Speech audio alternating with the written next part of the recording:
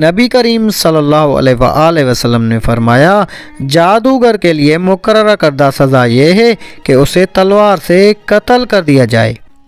اسلام میں جادو سیکھنا اور جادو کرنا دونوں کو کفر قرار دیا گیا ہے۔ ایک یہودی نے نبی اکرم صلی اللہ علیہ وآلہ وسلم پر جادو کیا۔ بسم اللہ الرحمن الرحیم۔ تمام بھائی اور بہنوں کو السلام علیکم۔ ناظرین گرامی، امام فخر الدین رازی رحمۃ اللہ علیہ لکھتے ہیں کہ شریعت میں سحر، جادو ہر اس کام کے ساتھ مخصوص ہے جس کا سبب مخفی ہو، اسے اس کی اصل حقیقت سے ہٹ کر پیش کیا جائے اور دھوکہ دہی اس میں نمایاں ہو۔ غرض سحر جادوگر اور شیطان کے درمیان ہونے والے ایک معاہدے کا نام ہے جس کے بنا پر جادوگر کچھ حرام اور شرکیہ امور کا ارتکاب کرتا ہے اور شیطان اس کے بدلے جادوگر کی مدد کرتا ہے اور اس کے مطالبات پورے کرتا ہے۔ رسول اللہ صلی اللہ علیہ وآلہ وسلم پر یہودیوں کا سحر کرنا اور اس کی وجہ سے آپ صلی اللہ علیہ وآلہ وسلم پر بعض آثار کا ظاہر ہونا اور بذریعہ وحی اس جادو کا پتہ لگنا اور اس کا ازالہ کرنا احادیث صحیح سے ثابت ہے۔ صحیح بخاری میں ایک حدیث ہے جو دوسری حدیث کی کتابوں میں بھی درج ہے کہ ایک موقع پر نبی اکرم صلی اللہ علیہ وآلہ وسلم بھی جادو کے اثر میں رہے۔ حضرت زید بن ارقم رضی اللہ تعالیٰ عنہ سے روایت ہے کہ ایک یہودی نے نبی اکرم صلی اللہ علیہ وآلہ وسلم پر جادو کیا۔ جب آپ صلی اللہ علیہ وآلہ وسلم نے اس کے اثرات کو اپنے اوپر محسوس کیا تو جبرائیل علیہ السلام تشریف لائے اور سورۃ الفلق اور سورۃ الناس، جن کو معوذتین کہتے ہیں، وحی کی گئیں۔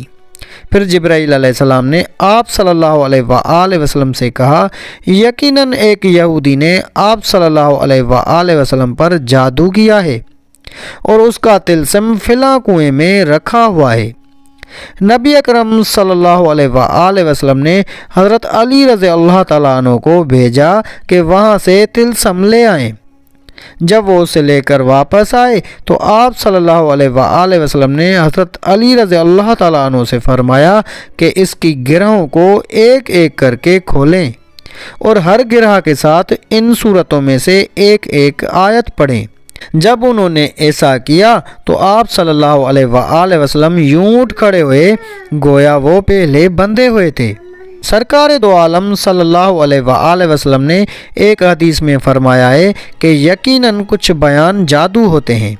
ایک جادو بیان مقررہ لوگوں کو غلط کو صحیح اور صحیح کو غلط سمجھنے پر قائل کر سکتا ہے۔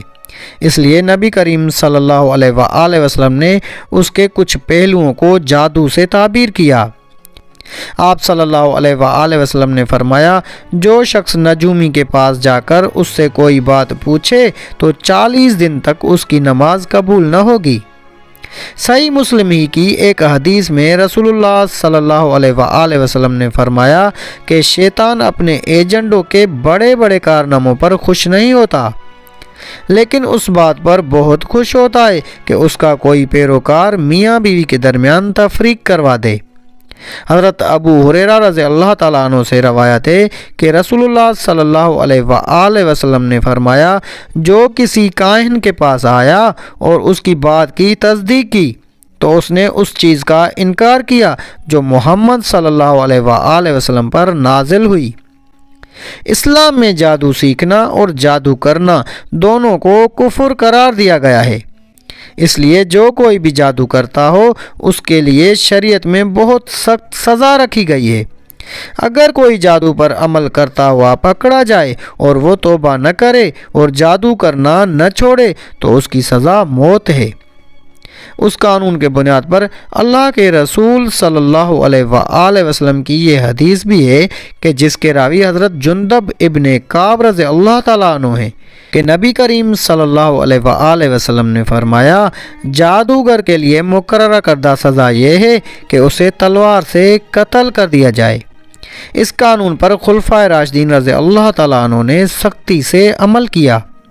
جادو کا اثر تب واقع ہوتا ہے جب اللہ تعالیٰ کا حکم ہو، کیونکہ کائنات کی ہر چیز اللہ تعالیٰ کے حکم کی محتاج ہے۔ جادو حضور پاک صلی اللہ علیہ وآلہ وسلم پر بھی کیا گیا تھا، لیکن اللہ تعالیٰ نے آپ صلی اللہ علیہ وآلہ وسلم کو اس کے شر سے محفوظ رکھا، اور امت کے لیے یہ آسانی ہوئی کہ آپ صلی اللہ علیہ وآلہ وسلم کے طفیل امت کو جادو کا علاج بتایا گیا۔ حضرت قتادہ رضی اللہ تعالیٰ عنہ نے بیان کیا ہے کہ میں نے سعید بن مسیب رضی اللہ تعالیٰ عنہ سے کہا کہ ایک شخص پر اگر جادو ہو یا اس کی بیوی تک پہنچنے سے اسے باندھ دیا گیا ہو، اس کا دفیع کرنا اور جادو کے باطل کرنے کے لیے عمل کرنا درست ہے یا نہیں؟ انہوں نے کہا اس میں کوئی قباحت نہیں، جادو کا توڑ کرنے والوں کی نیت تو اچھی ہوتی ہے اور اللہ پاک نے اس بات سے منع نہیں فرمایا جس سے فائدہ ہو۔ انسان جادو کی وجہ سے بڑے بڑے خطرات سے دوچار ہو سکتا ہے، اس لیے کسی بھی دن معوذات اور مسنون دعاؤں سے سستی اور کاہلی نہ برتی جائے، حتیٰ کہ بعض اوقات انسان کو جادو کے ذریعے قتل تک کر دیا جاتا ہے۔ کالے جادو کرنے والے ایسے بھی ہوتے ہیں جو جیتے جاگتے انسان کو موت کی نیند سلا دیتے ہیں۔ یہ بات یقینی ہے کہ موت کا ایک وقت مقرر ہے اور وہ اسی وقت مقررہ پر آئے گی، لیکن جس طرح ظاہری طور پر انسان کا قتل ہو جانا سبب کا درجہ رکھتا ہے، اسی طرح جادو کے ذریعے بھی سبب کے درجے میں قتل کیا جا سکتا ہے۔ از روئے شریعت کسی پر جادو کرنا یا کرانا کفر ہے، اور اس کا کرنے والا اور کرانے والا دونوں دائرہ اسلام سے خارج ہیں۔ اگر کسی مسلمان نے یہ عمل کیا یا کرایا تو اسے چاہیے کہ فوراً اپنے ایمان کی تجدید کرے، اور اگر وہ شادی شدہ ہے تو اپنے نکاح کی بھی تجدید کرے۔ مختصر یہ کہ جادو خالصتاً ایک شیطانی عمل ہے جس سے بچنا، دور رہنا اور مکمل اجتناب کرنا ایمان اور شریعت دونوں کا بنیادی تقاضا ہے۔ تو ناظرین گرامی، یہ تھی ہماری آج کی ویڈیو۔ اگر آپ کو ویڈیو اچھی لگی تو ویڈیو کو لائک کر کے اپنے دوست و احباب سے زیادہ شیئر کریں۔ جزاک اللہ۔